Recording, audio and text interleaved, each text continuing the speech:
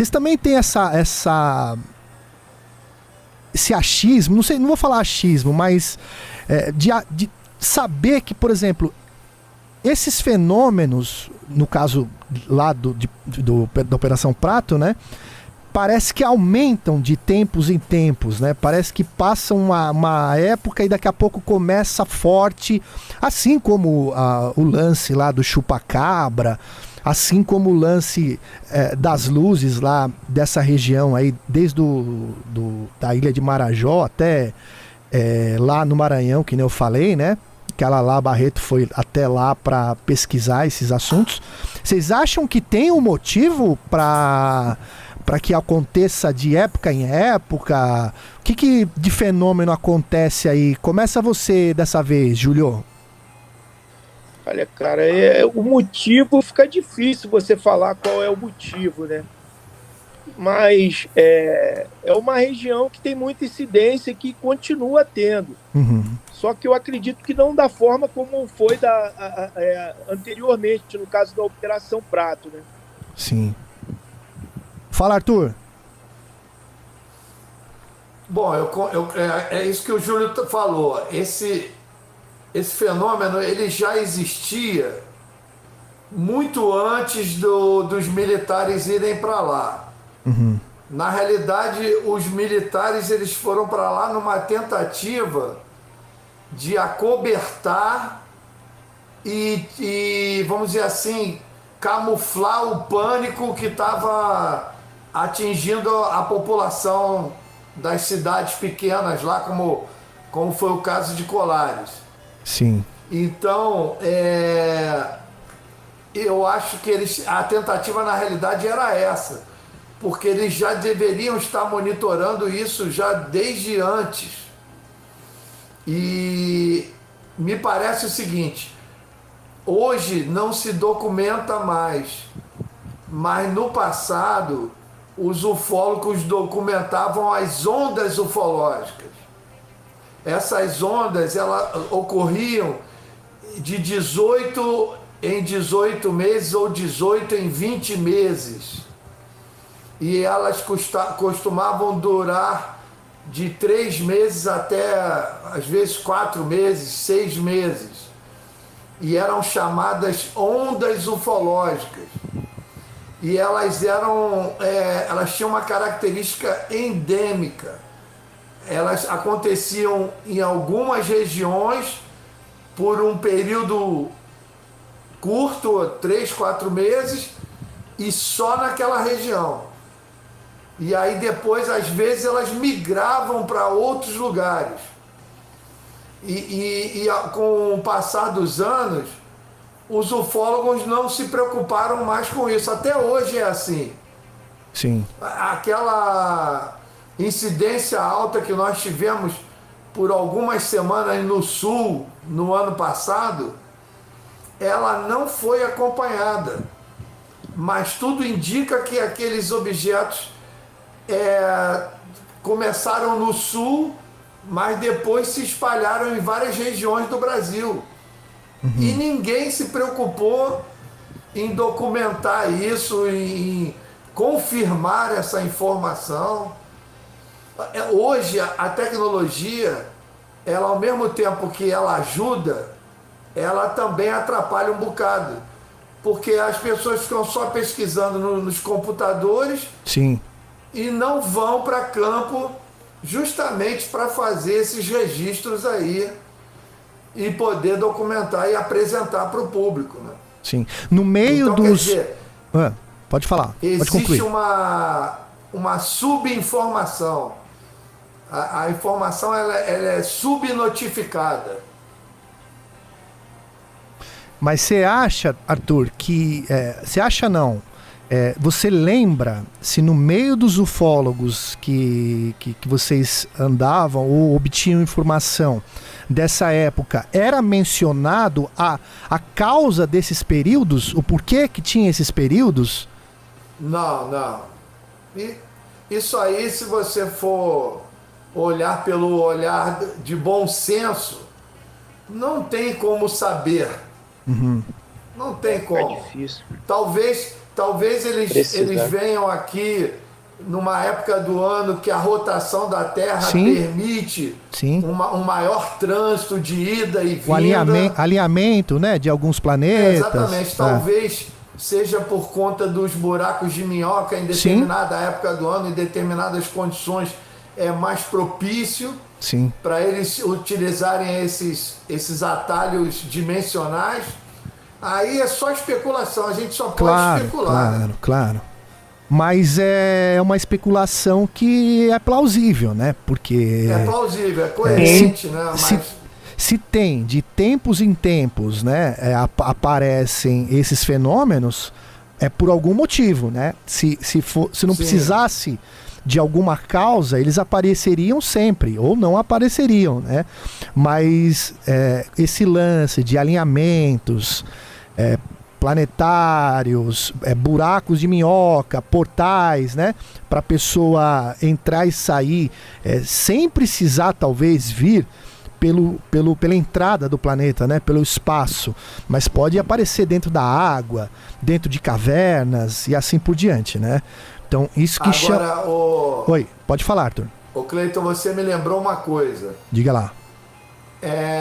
Existem outras motivações que coincidentemente acontece maior número de OVNIs que estão relacionadas às guerras e estão relacionadas às catástrofes climáticas. Sim. Todas as grandes catástrofes, por exemplo, aqueles tsunamis no Japão, foram documentados vários OVNIs na região. Verdade. Agora na guerra da Ucrânia, essa guerra absurda aí, que a Rússia promoveu contra a Ucrânia, também há uma incidência aumentada, documentada seriamente, de vários OVNIs vistos na região. Tem um bocado de fake aí na rede social, dizendo que os OVNIs estão lá, mostrando imagens duvidosas, mas aí já seria uma certa contaminação. Mas que existiu e existe ainda a presença de OVNIs lá na região do conflito, isso é certo. Com certeza. Então, quer dizer, existem outras motivações para esses seres aparecerem com maior frequência. Você acredita na mesma teoria do Arthur, Júlio? Sim, com certeza. Com certeza. Porque não tem como você precisar isso, né?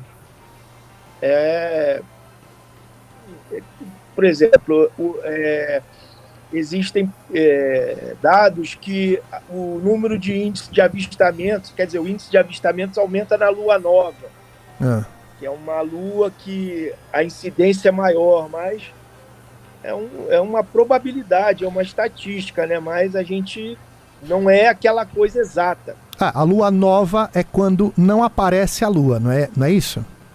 Sim, sim. Então, não seria porque o céu fica mais escuro e as luzes ficam mais perceptíveis aos olhos humanos? Sim, eu acredito que sim. Favorece, né? Sim.